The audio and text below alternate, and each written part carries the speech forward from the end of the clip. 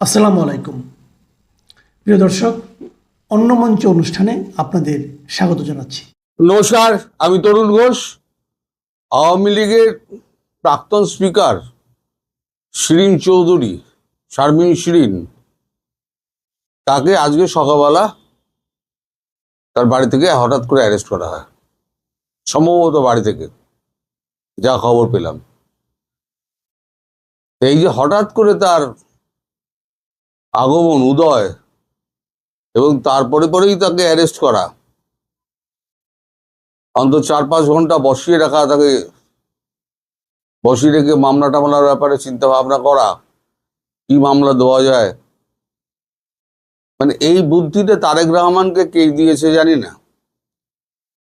কিন্তু তারেক রহমানকে যেই এই বুদ্ধিটা দিক, তিনি যে তার বন্ধু নন এটা পরিষ্কার বোঝা যাচ্ছে। যদি বন্ধু হতেন তাহলে এই বুদ্ধি কখনো দিতেন না উনি। কারণ আজকে খলিলুর রহমানকে যেখানে উনি পাঠাচ্ছেন আলোচনার জন্য, দুই দেশের সম্পর্কের উন্নতির আলোচনার জন্য, এবং 5টি পয়েন্ট যেটা নিয়ে আমি বললাম, 5টি পয়েন্ট নিয়ে আলোচনার যে কথা হবে 6টা-6:30টার সময়, ঠিক তার আগে এই শারমিন শিরিন, তার এই গ্রেপ্তারি বুঝিয়ে দিল যে বাংলাদেশ তার নিজের মতো করে চলবে। মানে তার আগের নীতিতেই, তারেক রহমান বিএনপির আগের নীতিতেই চলবে। ভারত বিরোধী যে তার যে এটা আছে, তার যে নীতিটা আছে বিএনপির, সেই নীতিতেই চলবে। ওইসব যত 10 নম্বর পয়েন্ট লেখা হয়েছিল না, 1 থেকে 10, সব ওগুলো ছিঁড়ে তারেক রহমান ফেলে দিয়েছেন। ফেলে মুখে ভালো ভালো কথা বলছেন। উনি একটি বিদেশি টেলিভিশনে সাক্ষাৎকারও দিয়েছিলেন যে কোনো দল নিষিদ্ধ হোক, এটা আমি মোটেই চাই না, তাহলে পরে আমিও একদিন নিষিদ্ধ হতে পারবো। উনি সব করছেন, কিন্তু ভারতকে কথা দিয়ে কোনো কথাই উনি রাখেননি। আবার লোক পাঠাচ্ছেন ভারতের সঙ্গে সম্পর্ক উন্নয়নের জন্য, এবং 5 দফা দাবি নিয়ে, যে এই এই এই এই যে জিনিস ভারতবর্ষের কাছে বাংলাদেশ আশা করে। কোন মুখে আশা করে? ভারতবর্ষ কি বসে আছে শুধু দেওয়ার জন্য? আপনাদের কাছে প্রাপ্তি কিছু নেই, প্রাপ্য কিছু নেই, আমরা কিছু পেতে পারি না আপনার কাছে। আপনারা গঙ্গার জল চাইবেন, আমাদের গঙ্গার জল দিতে হবে। তিস্তার জল চাইবেন, আপনারা তিস্তার জল দিতে হবে। আপনারা তেল চাইবেন, আপনারা তেল দিতে হবে। আপনারা গ্যাস চাইবেন, আপনাদের গ্যাস দিতে হবে। খাদ্যপণ্য চাইবেন, খাদ্যপণ্য দিতে হবে, সব দিতে হবে। এরপরে বলবেন ট্রান্সশিপমেন্ট আমাদের দিন, সুযোগ করে দিন। তাও নয়, ভারতে আলোচনা যেই মানে ফলপ্রসূ হতো, ট্রান্সশিপমেন্টটা হয়তো খুলতো। আমি বলছি আপনাদের, ট্রান্সশিপমেন্টটা হয়তো খুলে যেত, আবার পূর্বের অবস্থায় চলে আসতো, ধীরে ধীরে যে সব ঠিক হতো। কিন্তু তারেক রহমান পুরো জিনিসটায় জল ঢেলে দিয়েছেন। আজকে সাবেক একে স্পিকারকে অ্যারেস্ট করে তিনি বুঝিয়ে দিলেন যে আমি আমার মতো চলবো, ভারতকে আমার মতো করে চলতে হবে। মানে উনি যে পথে চলবেন, ভারতকে চলতে বলবেন, ভারতকে সেই পথেই চলতে হবে। তার এই লোক পাঠানোর দরকার কি ছিল? আজকে মিটিং শুরুর আগেই তো আশঙ্কার একটা ব্যাপার ছিল, আমি আগের ভিডিওতে বলেছি। তো শুরুর আগেই যে কথা যদি প্রথম শুরু হবে, সেটা হচ্ছে এই প্রাক্তন স্পিকারের হঠাৎ করে গ্রেপ্তারি। তার মানে আপনারা কি চাইছেন? আপনারা আপনাদের নির্দিষ্ট পথেই, যেটা ইউনূস করে গেছিল, সেই পথেই তো আপনারা হাঁটছেন।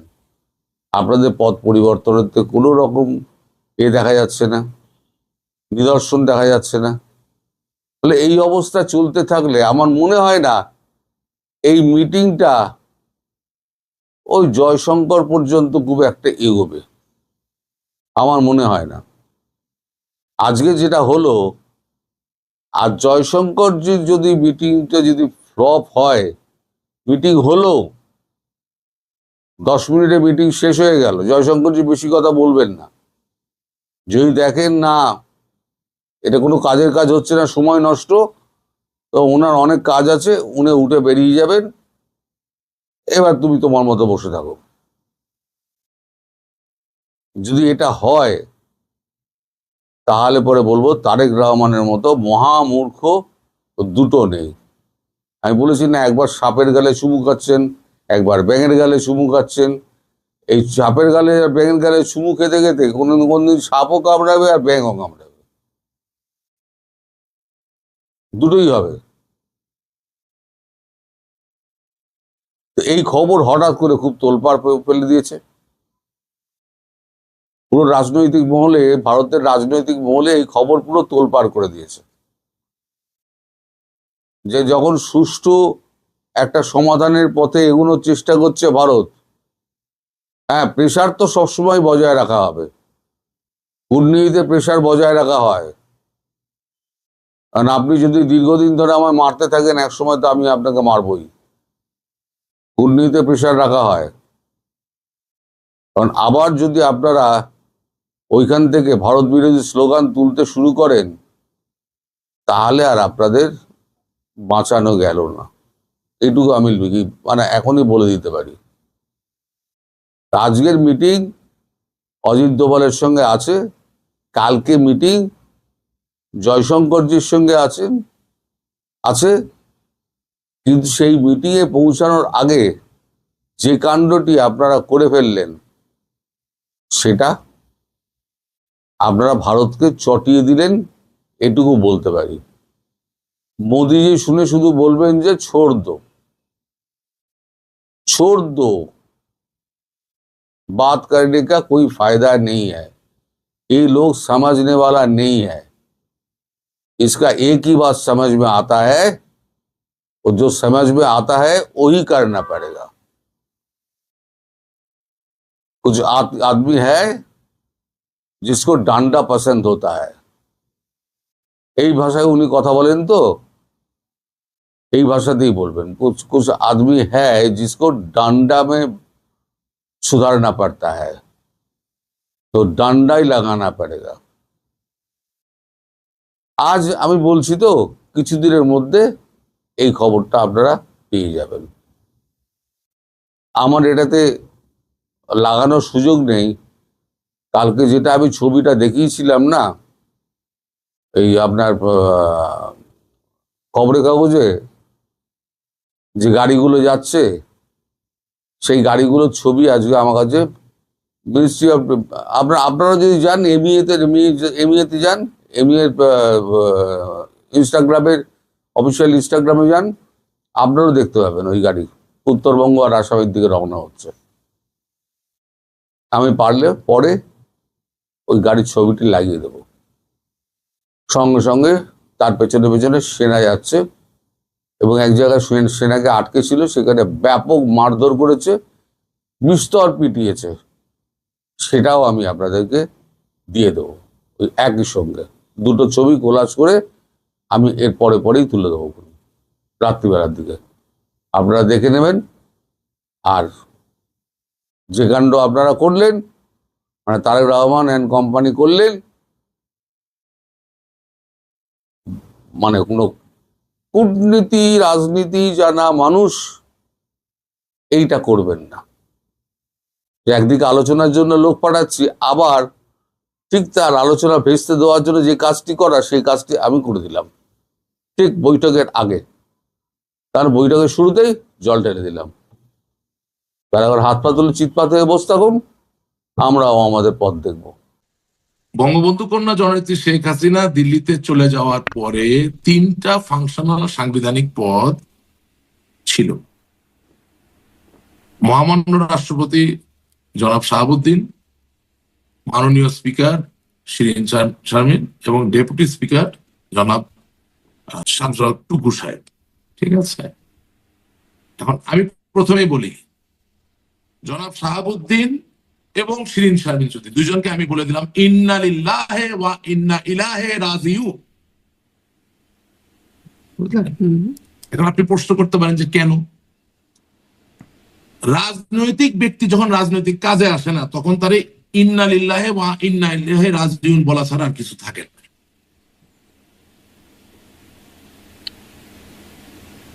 আপনি আজকে শুধু প্রেসিডেন্ট প্রেসিডেন্ট প্রেসিডেন্ট রাষ্ট্রপতি নিয়ে লেগেছেন। যদি রাষ্ট্রপতি তার জায়গায় বলে বসে যে আমি তো রাষ্ট্রপতি হইতে চাইনি, আমি তো স্বপ্নে দেখিনি কোনোদিন আমি রাষ্ট্রপতি হব, কি বলবেন? উনি যদি বলে বসেন যে আপনারা যখন দেশ ছেড়ে চলে গেলেন আমার একটু সাথে নিয়ে যাইতেন, এটার উত্তরে কি বলবেন? উনি যদি বলেন যে ইয়াজউদ্দিন রাষ্ট্রপতি ছিল, ইয়াজউদ্দিন যে বিএনপি তাকে রাষ্ট্রপতি বানিয়েছিল, সেই বিএনপির বিরুদ্ধে দুর্নীতিগ্রস্ত অপশাসনের বিএনপির শাসন থেকে দেশ আজ মুক্ত হইলে বক্তব্য দেয় নাই? স্মরণ করে দেখেন 111 সরকারের সময় যখন টেক ওভার করলো, দিয়েছে কিনা? আব্দুর রহমান বিশ্বাস বিএনপির রাষ্ট্রপতি যখন 96 সালে আওয়ামী লীগ সরকার গঠন করলো, তখন আওয়ামী লীগকে অভিনন্দন জানিয়ে বক্তব্য দেন নাই? উনি যে বাংলাদেশ জিন্দাবাদ বইলা মানে টিকে গেছে, আপনি তো ওনার পাশে নাই, আমি তো ওনার পাশে নাই, আমি নিজের ঘরে নিয়ে বলছি, আমি তো পালিয়ে গেছি। আমি পালানোর সময় তো বলি নাই যে মহামান্য রাষ্ট্রপতি আপনি আমার সাথে আসেন। আমি যে একটা স্পিকার বানাইছিলাম, ওই যে বললাম দুজনকে ইন্না লিল্লাহি বলছি না, কেন বলছি আপনার বুঝতে হবে। কারণ শিরিন শারমিন চৌধুরীকে আপনি স্পিকার বানিয়েছেন সরাসরি ভোটে নির্বাচিত সংসদ সদস্যদের স্পিকার, অভিভাবক হওয়ার জন্য, যেখানে তিনি নিজেই ছিলেন সংরক্ষিত আসনের। তা নিশ্চয়ই কোনো কারণে বানিয়েছেন। স্পিকার হবে কে? যে সংকটকে মোকাবেলা করতে পারে। নোয়াখালী তার বাড়ি, সেখান থেকে নিয়ে রংপুরের মানুষের ওখানে আপনি আর কোনো নেতা পান নাই, পীরগঞ্জ থেকে ওনাকে এমপি বানিয়ে দিচ্ছেন, ভালো কথা।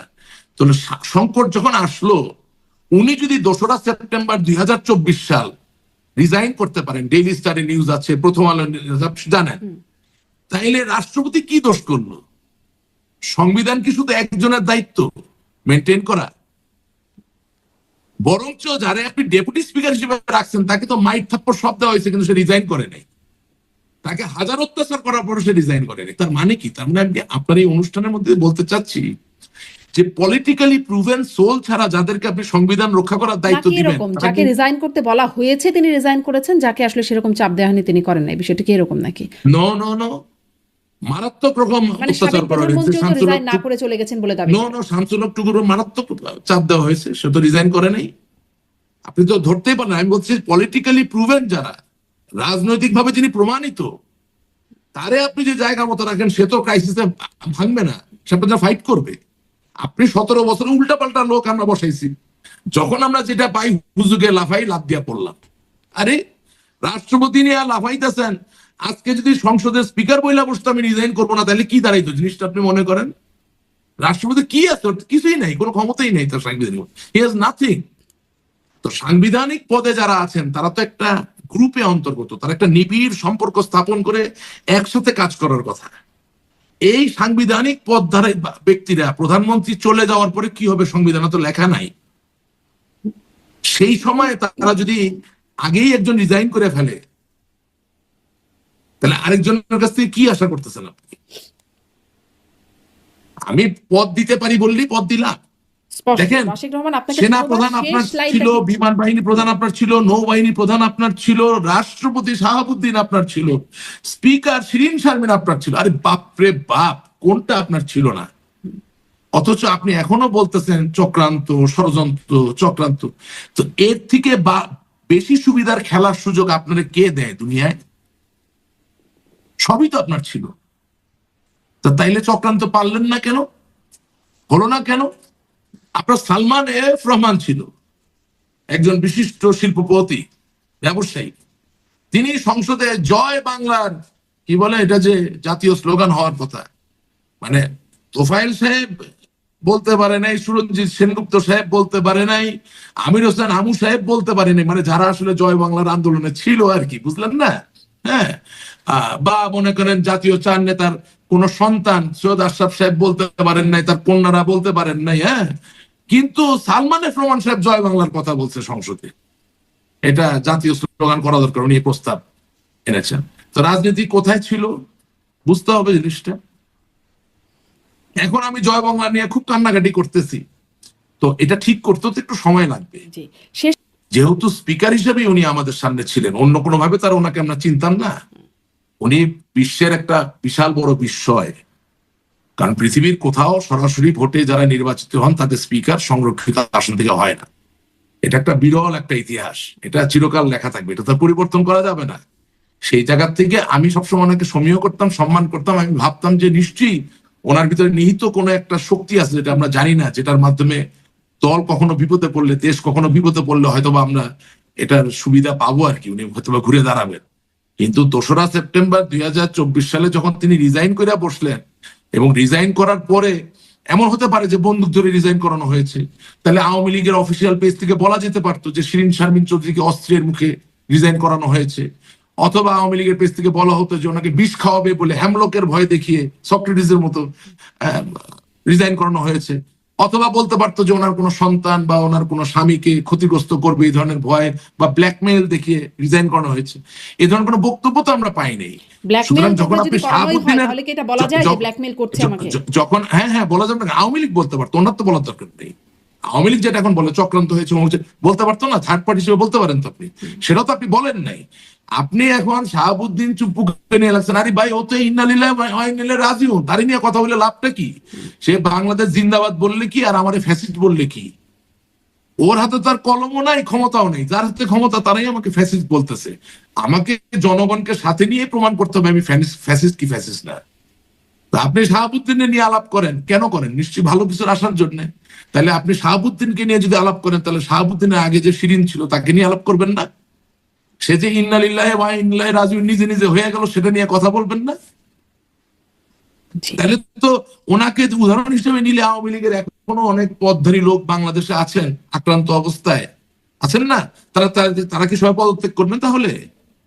দোস্ত, শিরীন শারমিন চৌধুরীকে আটক করেছে ডিবি, তাও ধানমন্ডি থেকে, ধানমন্ডি বাসা থেকে। শিরীনকে যদি ধানমন্ডি বাসা থেকে আটক করার ইচ্ছা থাকতো তাহলে অনেক আগেই তাকে আটক করা হতো। সে ধানমন্ডিতে ছিল, তাকে গিয়ে আটক করা হয়েছে। এটা এখন ঘটলো কেন? এটা তো সেই শেখ হাসিনা সরকার পতনের পরপরই সম্ভব ছিল। আমাকে কি বিশ্বাস করতে হবে যে শিরীন এতদিন তার নিজের বাসাতেই ছিল? কারণ ধানমন্ডিতে তার বাসা, আমরা জানি, আমাদের চেয়ে বেশি কয়জন জানে। তো ধানমন্ডিতে এসেছিল, এখন তাকে ধানমন্ডি থেকে গ্রেফতার করা হয়েছে। কথাটা আমি মানতে রাজি না। আমাদের কাছে যত ইনফরমেশন আছে, ইনফরমেশন যদি ভুল না হয়েতে বা আমাদের বন্ধু মহলে যা জানে সবাই বা যা আন্দাজ করে সবাই, সেটা হচ্ছে শিরীন ক্যান্টনমেন্টে ছিল এবং শিরীনকে ক্যান্টনমেন্টে রাখা হয়েছিল। আমরা এইসব ইতিহাস বা এসব ঘটনা তো আমরা জানি যে অলরেডি কোথায় ছিল শিরীন, ঢাকায় ছিল, বাংলাদেশেই ছিল। দ্বিতীয়ত হচ্ছে একটু ব্যাকগ্রাউন্ডে যাই, চলেন। শিরীন শারমিন চৌধুরী আমার ক্লাস ফ্রেন্ড, আমরা একসাথে ল পড়েছি। শিরীনের সাথে ল পড়েছে আরেকজন হচ্ছে উপদেষ্টা রিজওয়ানা, আমার ক্লাস ফ্রেন্ড। এবং প্রধানমন্ত্রী তারেক রহমান ও ফার্স্ট ইয়ারের কিছু সময় পড়ে আর ল পড়াটা কন্টিনিউ করে নাই। সুতরাং আমরা সবাই ক্লাস ফ্রেন্ডস। খুব খারাপ লাগে এই যে নাটক চলছে, এক দল যায় আরেক দল আসে, এক ক্ষমতায় আসে আরেক ক্ষমতা চলে যায়, বন্ধু বান্ধব একজন একজনকে দেখতে হচ্ছে, এই অবস্থা খারাপ লাগে। শিরীন ব্রিলিয়ান্ট ছাত্রী ছিল, কিন্তু শিরীন স্পিকার হলো কিভাবে? শিরীনের কোনো রাজনৈতিক ব্যাকগ্রাউন্ড ছিল না। এমনকি 90-এর গণ অভ্যুত্থানের সময় শিরীনকে শতবার মিছিলে ডেকেছিলাম আমরা, যে স্বৈরাচার এরশাদের পতনের ব্যাপারে ও যেন আমাদের সাথে একবার হলেও মিছিল করে। শিরীনকে কোনোদিন আমার মিছিলে পাইনি।